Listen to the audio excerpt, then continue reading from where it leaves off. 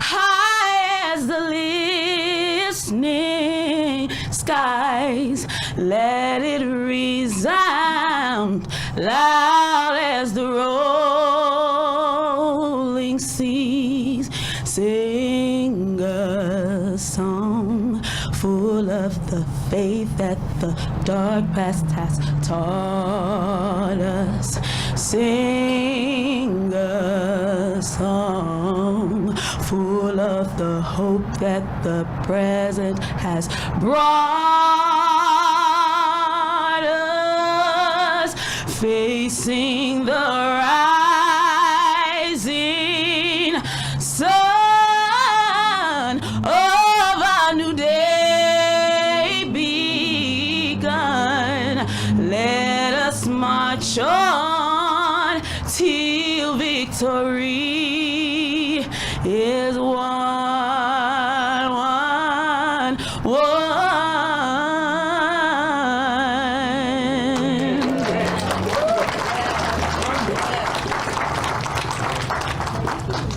Wonderful, wonderful. So next we have the Grace Manor mission and the sponsorship. And we're going to ask Pastor Marvin G. Hunter to come up, the man of the hour. All right. Give him a hand.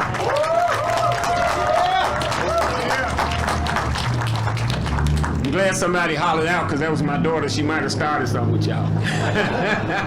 Let's give my oldest daughter a hand, Latasha. Give her a hand. Great. I'm supposed to do the mission and I'm going to get right through it. I'm a preacher. I'm missionary Baptist. I get 5 closes. I'm only going to do 1 today. But I can't start anything without thanking God for a person that does not want to be known. He get mad if you talk about him getting known. And when he make me mad, I get under his skin and tell him I'm going to put a statue up in Lawndale in his name. I want y'all to put y'all hands together for Mr. Elsie Hickenbottom.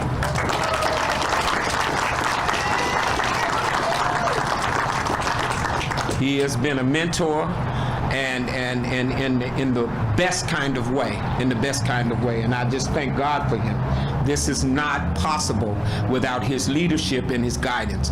The Grace at Jerusalem CDC started over 20, 30 years ago. It was something else, and then we renamed it to this. But once it became Grace at Jerusalem CDC, I realized what my true mission was, and that it was food, housing, education. Nobody was going to go hungry. Nobody was going to go unhoused. Nobody was going to go uneducated within 4 square blocks around that church that I pastored. And I meant that with everything within me. So rather than buying Cadillacs and Bentleys and hanging out at the cigar bar, I fed people, I housed people, and I educated people with whatever monies I could get and whatever monies I can get out of Mr. Hickenbottom to help me do it. And so we did that. And so I just want to say that we've stayed true to our mission, and I'm today thankful and grateful to God that he gave us a mayor that had the vision and the foresight to see when God was working, This project, that's right, give him a hand, young man. This project started under another mayor, Mayor Lightfoot, and she made sure that all the I's were dotted and the T's were crossed. But normally when a mayor loses and the next mayor come in, they usually will put a moratorium in play and fix it to where all things stop until they get a handle and can put their people in play. But this mayor saw God, and he really had a vision. And what I discovered was he was serious about housing for the people of the city of Chicago. And I kept pushing on him and just talking, and finally he responded back. And when he responded back with an idea. I'm going to cut the tape. I'm going to fix it to where it's not going to take you 100 years to build housing, because we need housing now. And so we had a groundbreaking right across the street. In that box you see, it's purple. It had gold sand in it. If that's your sorrow or whatever, that's the color we use. Anyway, that man stood there and he announced the Cut the Tape initiative. And as a result of him announcing that initiative, companies like Berlin Builders, give Berlin a hand. which was the GC and built this beautiful property, were able to come in and not be bogged down by bureaucratic city tape that has stopped cranes from rising on the south and the west sides of Chicago. This mayor is serious about affordable housing. He's so serious until in the budget that people trying to beat him up on, he put $250 million there so that he can make sure that housing like this could continue to exist. And so I was at a meeting today earlier, and at the meeting one of my brothers gave us a call to action, and I want to exercise my right on this mic to do the call to action. He said, look, man, y'all call your aldermen, call the people in your community, and you tell them to support this budget, to make it happen so that this mayor could continue to deliver safe, affordable, and sustainable housing for the members of the city of Chicago. I had a vision. I didn't want to just build affordable housing. I wanted to build housing that people could be proud of and they could dream beyond what they see. And so we built what I love to call luxury affordable housing. They told me don't say that. They told me don't do it. But you know what I teach in my church? You can't be what you can't see.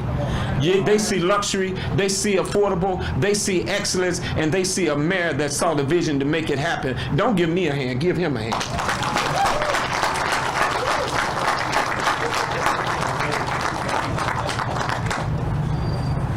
All right. And if I remember correctly, Rev, the original name of the first CDC was God Did Not Create Me to Fail? Yeah, that was it. That was the original name. God Did Not Create Me to Fail, CDC. All ministries, that's right. So next on the program, first, I was told to do this. Let me be in order. I want to thank all of the Merchant Capital, Department of Housing, Redstone, Chicago Housing Authority, the City of Chicago, and the Department of Building. Thank you all for your support. AFL-CIO. And AFL-CIO. AFL. CIO. Is the union in the house? Is the union in the house? Say something. Woo-hoo. All right. And so next I have, is City Treasurer Melissa Kanye Irvin made her arrival? No. Oh, she's here? She's here. Here she comes. All right. We're going to ask her to come up. Let's give her a hand, to City Treasurer.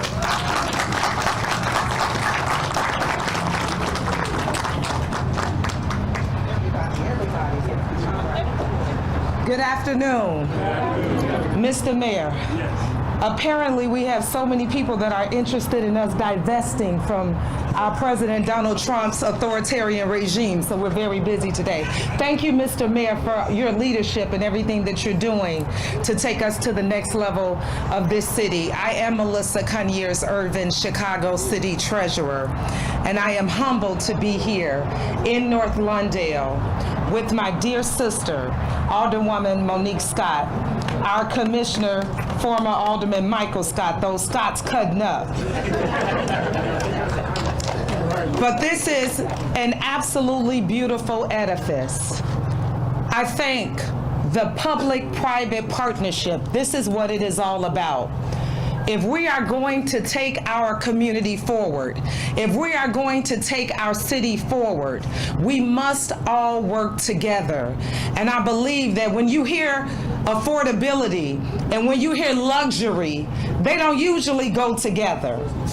But this is a great example of how we can have all that we need and desire in our community at an affordable level. And so thank you, yes. And I saw my dear friend, Mr. Higginbottom, who has been doing work in this city since I've been born. But he's not old, no, he's seasoned. And Pastor Marvin Hunter, we know that you have been intricate, First Lady, and the entire team. Thank you all for what you have done, and we look forward to this being a template for the west side of Chicago. For there is great from the west side of Chicago. Thank you.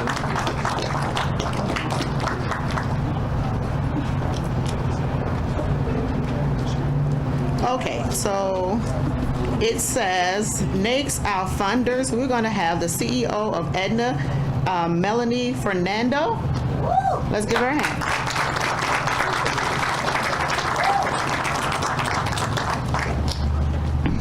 everyone. Good afternoon. As mentioned, I'm Melanie Fernando. I'm the CEO of Aetna Better Health of Illinois.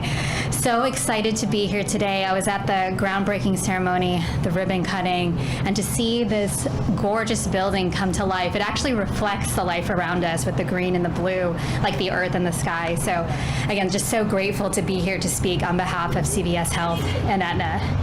I was it's an incredible moment, and as mentioned, it's a really coming together of private and public partnerships to bring to life something that's so needed in our communities, especially in the Lawndale community. And CVS Health and Aetna have invested over $65 million throughout the state of Illinois to achieve the objective of affordable housing. We know that there is a housing crisis, not just in Chicago, not just in Illinois, but across the nation.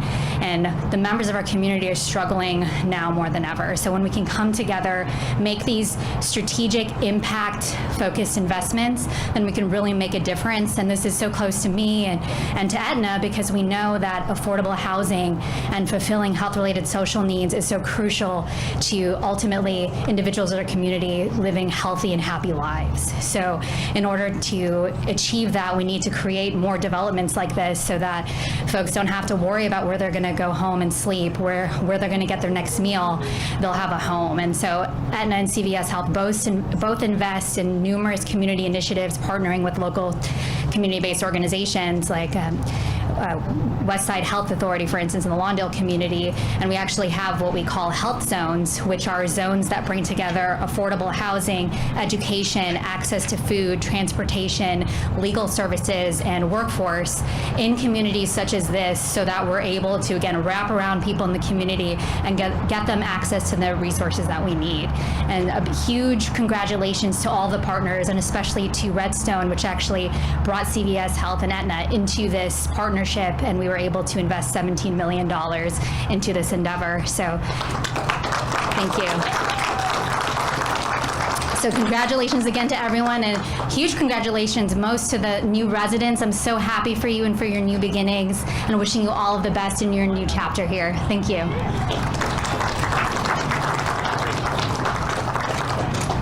Thank you. Next, we're going to call the Chief of Staff of the Chicago Housing Authority, Kamina Brooks.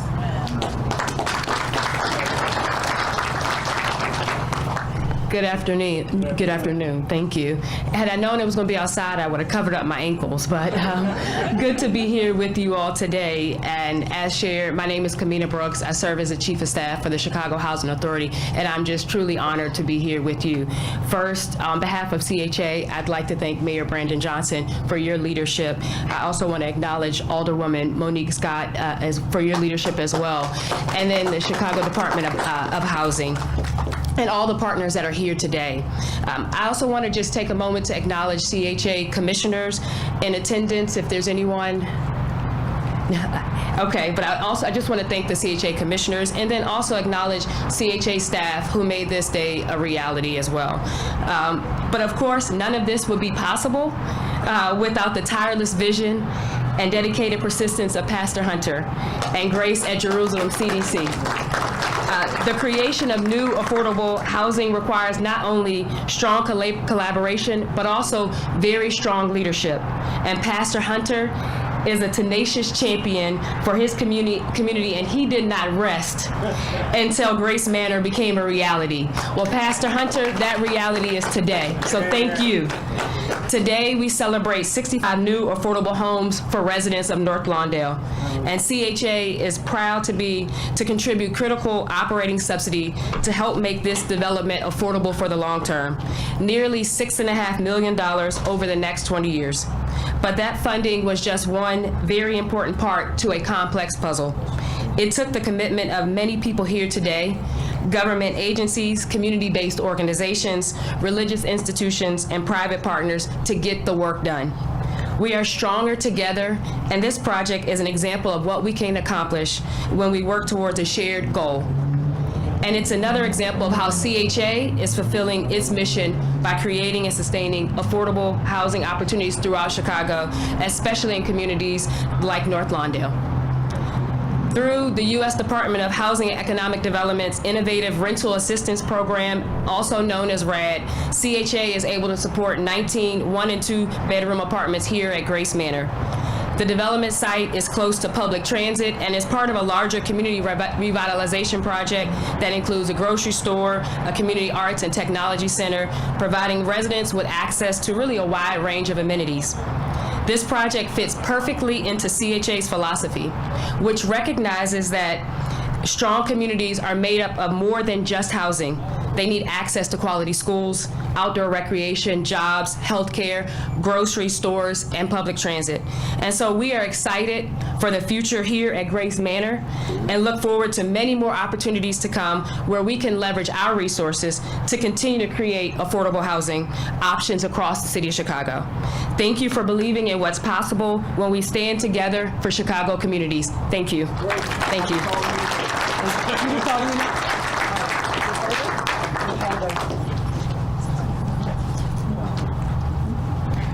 So next we're going to have the Commissioner of Housing, Lisette Castaneda. Did I say it correctly? Let's give her a hand. Good afternoon, everyone. I am so happy to be here with all of you to celebrate the grand opening of Grace Manor.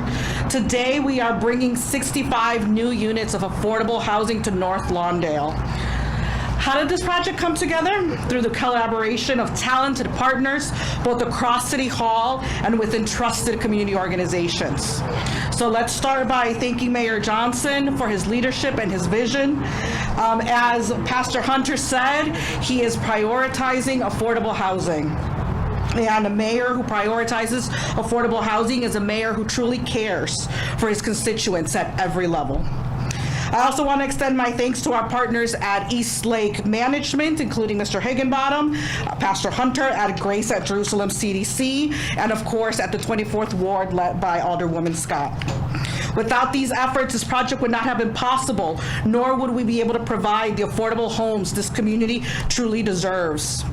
Grace Manor represents what is possible when multiple stakeholders come together, united by a shared commitment to community and character. This project brings 31 one-bedroom and 34 two-bedroom apartments to this Ogden corridor. You will be able to see other investments made by this administration on the same corridor, and affordable housing will be part of that. Because when you provide affordable housing, retail opportunities, equitable transit, and access to neighborhood resources, the community flourishes. That is the core mission of the Department of Housing, that residents have access to safe, stable, dignified, healthy housing at every income level where they can put down roots, build a home, and enjoy a high quality of life. This development came to life through the diligent work of real people with a shared vision of revitalizing this area. Supported by the sale of city-owned lots, DOH also contributed $9.4 million in home funds, $5.5 million in TIF, $1.9 million in 4% tax credits, and an additional $20 million in tax-exempt bonds. Yeah. That is what it looks like when we build better together. Because of that investment, residents will enjoy amenities like outdoor seating and patio area, a laundry room, a computer room, and bicycle storage. With management on site, residents will be able to feel confident in knowing that their needs will be heard and addressed. And every family and individual in this 6-story building will rest assured that they will not be priced out of the neighborhood they call home. Because the initial dollar investment is only the beginning, we know that continued investment in the people who live here and the community as a whole is what will catalyze lasting change. I look forward to seeing how North Lawndale thrives through more investments like these, where instead of trying to change the culture or character of the community, we invest in the people, in their condition, in their jobs, and in their livelihoods. Thank you again for having me. Thank you.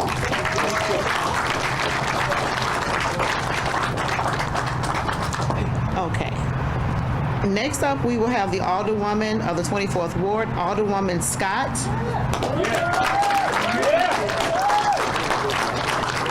Good afternoon. What a beautiful day and what an incredible moment for the 24th Ward. Today we stand not just in front of a building, but before a symbol of renewal, pride, and possibility.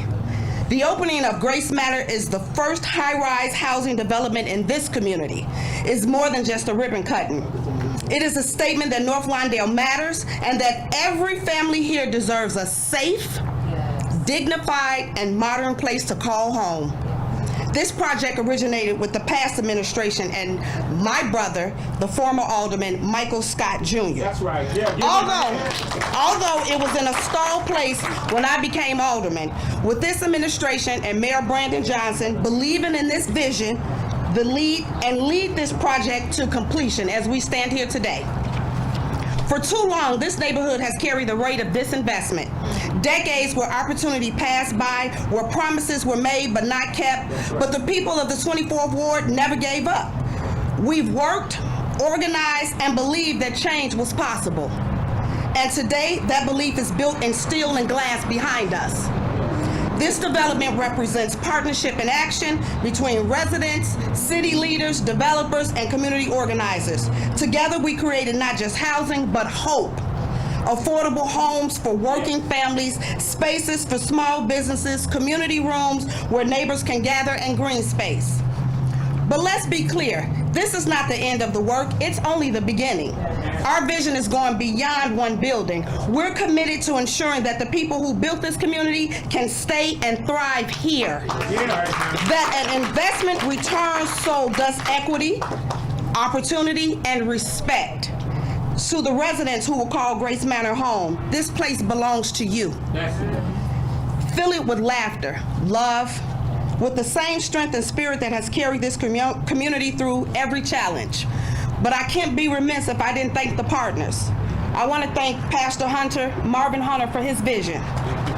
East Lake Management, Uncle Elsie, thank you.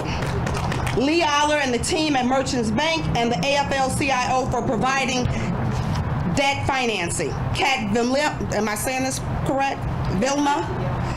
And the team at Redstone, and Kelly Savage at the team at Aetna CVS for providing tax credit equity. The Chicago Housing Authority for providing RAG subsidy. Juan Moreno and JGMA for the design. Sierra Boatwright, the Commissioner of DPD, and Lizette Castaneda, Commissioner of Housing. Thank you. Thank you for believing that transformation is possible when we invest in people and places together. And to everyone here today, remember this moment. Because when future generations ask when the tide began to turn for North Lawndale, we'll be able to say it started here, today, with all of us. So thank you, congratulations, and welcome home. Hold on, we got something else to do. I love my alderman, y'all, just so you all know. And what's great and unique about this, and I'm gonna be real short, is she's from here and I'm from here. Now, Michael want to tell you that he's been all over. He just really played basketball in the back of his yard. But he is from here, though. He is from here. But she's from here, all right? We know her. But here's the deal. What was unique about her speech that I had to get up and interrupt is this. I am indigenous from here. I ain't never lived anywhere else. My family came here in 1955 to 15th and Colon. I went to Mason Elementary School, the same school that Golda Meir went to. Are y'all listening to me? I went to Collins, played football, and went to Farragut and played football until I got tired of playing. Now, let me tell you all, you are from here, but it's going to take you to change where you live. We have a mayor and an administration that believes in the indigenous people of the communities of the South and West Side. We have an alderman here in the 24th Ward that believes in the indigenous people. I'm not from somewhere else. I am you, but I'm standing in front of a $40 million project that is here. Amen. And without further ado, I would like to introduce our illustrious mayor, Mayor Brandon Johnson.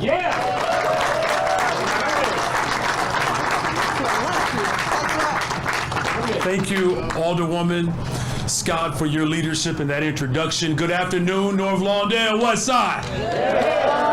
Thank you to all of the elected leaders that are here today, to Commissioner Michael Scott, our state representative, Yolanda Morris. Of course, we already heard from our city treasurer, Melissa Conyers-Irvin, and of course to the president and CEO of Grace in Jerusalem, CDC, Pastor Marvin Hunter, and of course, the best part of him, his wife, the First Lady of Grace Manor. Thank you for being here. And of course, to all of the funding partners, Redstone, Merchant Capital, East Lake Management. You know, LZ has always wanted to be a West Sider, so we're going to go ahead. I'm going to sign an executive order, therefore hereby proclaiming LZ Higginbottom an honorary West Sider. To the Chi-North Lawndale Chamber of Commerce, and of course to the Chicago Housing Authority, DPD, and Commissioner Boatwright, and of course you just heard from Lisette Castaneda, who's the Commissioner of Housing. Look, you all, let's just be clear. You know, politics are based on a very simple premise, which can be summed up in 5 words. Human needs are human rights. Housing and shelter is a human need, and that's why we say that housing is a human right. It was 60 years ago when Reverend Dr. Martin Luther King Jr. came to the very neighborhood that we are in today, North Lawndale. The campaign began under the banner of End Slums. That was the movement, a call for fair housing and human dignity. It grew into what became known as the Chicago Freedom Movement, a defining moment in the fight for civil rights in the North. The movement swelled into a spirit and strength, drawing more than 30,000 people to rally together at Soldier Field. They had to march with a list of demands in 98-degree heat and tape them to the door of City Hall, just like the original Martin Luther. Their demands were modest. They wanted fair distribution of resources in Chicago, and they wanted to increase supply of high quality, what we say luxury, affordable housing. They had to march in Marquette Park, where they were swarmed by 700 protesters, and Reverend Dr. Martin Luther King Jr. was struck in the head with a rock. They had to organize for months and months, all to get a meeting with the mayor, who heard their demands, smiled, and then essentially did nothing. And Dr. King struggled 60 years ago today. It was not in vain. He planted a seed in North Lawndale. He planted a seed on the west side of Chicago for fair housing and organizing and for a fair economic system here in Chicago. The struggle was carried forward, of course, with the incredible leadership that was offered up by Reverend Jesse Jackson as we continue to pray for his strength. That fight lives on, and that fight lives on in Pastor Hunter, because he imbibes that very spirit that Dr. King and Reverend Jackson had. And they fought to create a world where people wouldn't have to march. They don't have to rally and fight tooth and nail just to get a meeting with the mayor. He can just call me directly and text me and say, Mayor Johnson, let's build safe and affordable communities together. Aren't you glad that you don't have to march to get a meeting with the mayor? You can just send a simple text. Now don't pass my number out to nobody else, though. Said it's too late, Brother Mayor. But this is not something that was just possible.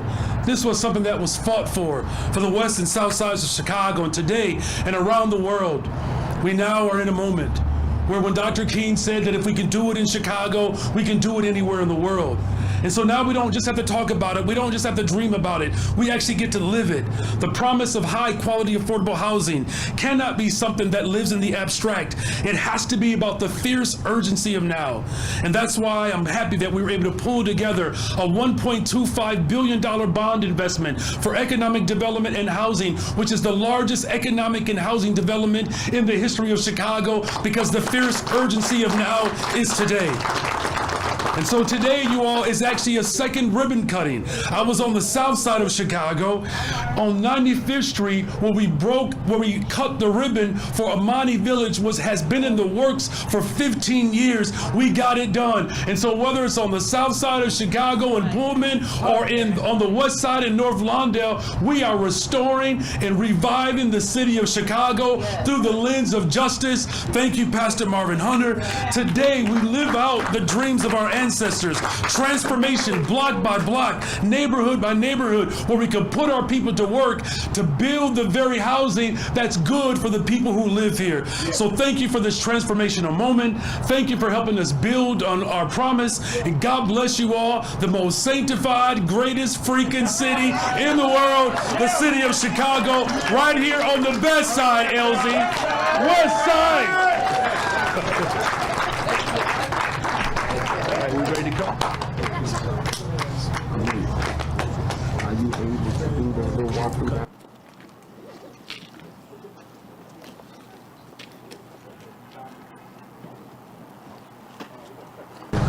So now we're going to prepare for the ribbon cutting? Ribbon cutting? Yes, sir. We're going to now prepare for the ribbon cutting.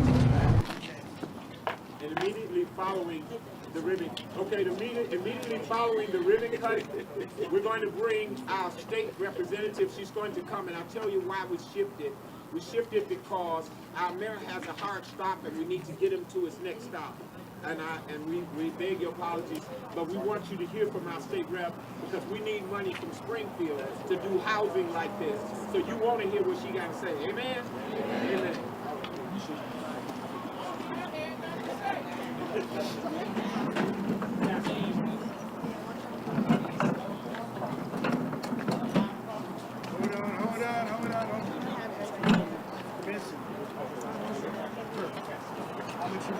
Hold on. Okay. All right. Let her do it. What you need me? Yeah, do like you did before. Okay, all right. Bring that listener down in front. I will. All right, let's get everybody. Big smiles. Big smiles looking at the cameras. We are not cutting. Right, we are not cutting. Just big smiles looking at the cameras. So right here, number one right here. 3, 2. One more, 3, 2. Let's go to right here. Camera 2. Got it? Camera 3. Everybody got it? All right. Bring that down in front, please. Down in front. For the ribbon cutting, please. Okay. We are cutting on 3. 1, 2,